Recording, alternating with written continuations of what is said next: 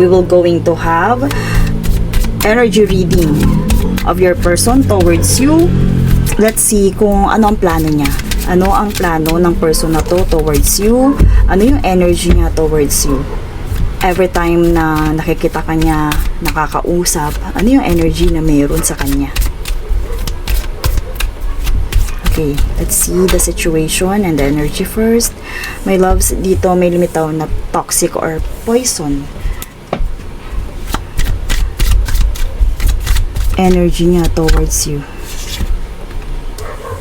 Long-term relationship or commitment. Close and trapped, frustrated. My loves, dito I hear this person is kung nagpapakita ka ng motibo sa person na to, kung alam mo na parang meron kang mga pinapakitang signs, my loves, pwede my loves yung person na to towards you is parang ang tingin sa'yo is toxic. Okay? So, ang tingin niya, pwedeng nararamdaman niya yon. In case na nagbibigay ka sa kanya ng motibo or signs, pwede my loves na nararamdaman niya yon na, kumbaga, this commitment, I also hear impression niya sa'yo, my loves, is pwedeng possessive. Kasi nandito yung lockbox, my loves, or trap. Andito din yung frustrated. So, feeling niya, my loves, because of this trait, or pwede din meron siyang idea sa'yo na parang may pagka-possessive ka and codependent. Kasi dito, my loves, lumitaw dito yung commitment and itong lockbox na to. And feeling niya, as this individual, my loves, ang tingin niya sa mga ganong klase ng energy is toxic or unhealthy. Yung masyadong sabihin natin mapag-express ng love, yung sabihin natin parang okay na yung bare minimum, or masyadong sabihin natin nakafocus doon sa love life. Di ba may mga ganon lagi, halimbawa ang iyong mga sinasambit or nagiging expression pag kunyari halimbawa meron kang nakikitang lover, sana all, yung mga ganong bagay ba. So pwede din my loves na ito nga nakitaan kanya ng ganong impression, kasi ang ating inquiry dito is energy of your person towards you. So ibig sabihin my loves, ito yung parang nakikita niya sa'yo, ganito kanya nakikita or nape-perceive na pwede my loves na pag yung ikaw or pag halimbawa itong person na to, pag ito ang naging kaya relationship ko, masasakal ako. Pag itong nakipag-commit ako sa person na to, I hear na magiging codependent to sa akin. Pwede na iisip ngayon, my loves. So, kumbaga, isipin mo mabuti, nagbigay ka ba sa kanya ng signs? Nagbigay ka ba sa kanya ng pagkakataon na pumasok sa isipan niya yung mga bagay na to? Na parang kumbaga, parang nandun yung frustrated energy. Nagpakita ka ba sa kanya ng ganung klase ng energy at naging impression or ito yung nagiging energy niya towards you? So, pwede vice versa, kung ito ay manliligaw mo or sabihin nga natin, in a relationship kayo, pwede siya. Kasi may loves yung sobrang higpit, sobrang parang ang daming future planning, yung sobra may loves na parang doon ka na lang sa love life umiikot. Toxic yun para sa ibang tao. Toxic na yun and unhealthy na yun. Parang very nakakasakal na yun, or yung itong commitment na to parang hindi niya kaya. Itong padlock na to para bang alam mo yung nakalak ka na, nakatali ka na. Yun yung pakiramdam ng ganong klaseng person na dealing with this person. Yun ang pakiramdam, kaya lumitaw dito yung poison and lumitaw dito yung toxic. Okay? So let's see more clarifier. Energy of your person towards you.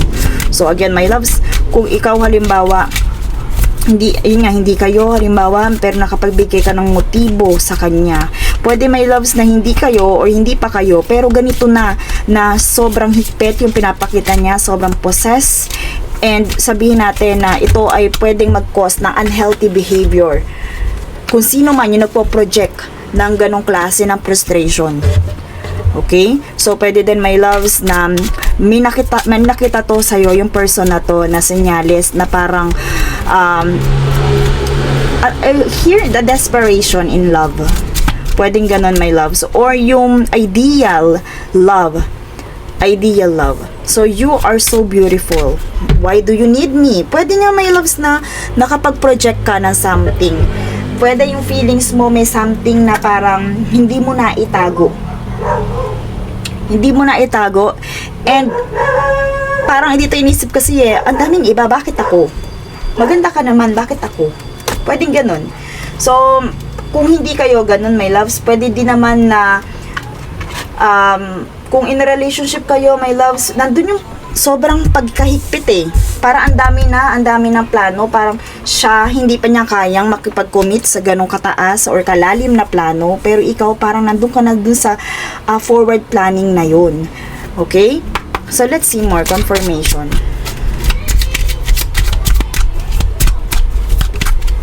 Single parent or responsibilities.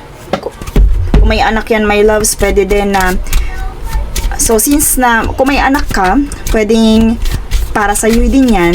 Pero kung wala, I hear na ang tingin niya, my loves, sa'yo, pag hindi ka nagbago or pinagpatuloy mo yung nakita niya or na-observe niya towards you, may tendency maging single parent ka. I also hear na parang kumbaga dito pwede din, my loves, na they wanna see you as responsible being. Okay? Kasi dito, pero lumitaw yung single parent. Pwede din, my loves, na itong person na to may sarili na ring anak, may anak at yun ang priority niya. Pero energy kasi ng person mo, yung inaalam natin dito. Okay? Travel, experience new things. Pwede, my loves, itong person na to is mas prepared ang pagta-travel and adventure kesa, my loves, sa commitment. Okay? Kasi parang feeling niya, yan, ito na yung okay, I'm sorry, apology. Pwede nga. Kasi ito kanina yung nabuklat natin. I'm sorry, apology. So, pwede hindi pa niya talaga kaya makipag-commit sa'yo. Kung meron tong, my loves, na parang nagkaroon kayo ng communication, open up, nagka-chat kayo ng sabihin natin, nagka-chat kayo random na parang nag-openan kayo, pwede, my loves, na they are sabihin natin, feeling sorry about that, na kasi parang realize din niya na hindi niya pa kaya. Okay? So, kagaya na nga ng sinabi natin kanina, they prepared adventure, they prepared experience new things. So, that's why hindi pa niya kayang mag-commit.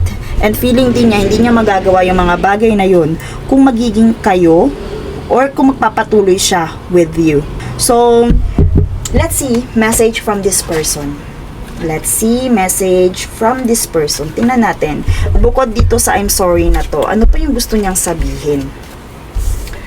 Ayan, kasi dito, alam niya. Pwede, my loves, nag-open up ka na rin dito sa person na to. Nagbigay ka na nga ng senyales or motibo, my loves. Pwedeng ganun. And they are feeling sorry dahil hindi nila kayang i-reciprocate yun. They are feeling sorry dahil ayaw nilang matrap sa isang commitment na parang sa tingin nila is parang hindi nila din kayang makipag-commit or hindi nila kaya na ganito ka-long term or hindi nila kayang yung ganung kalalim na commitment in life. Kasi nga, kagaya ng binanggit natin, mayroon siyang mga pinaprioritize na sabihin natin na gustong ma-achieve. So, let's see. Message from this person.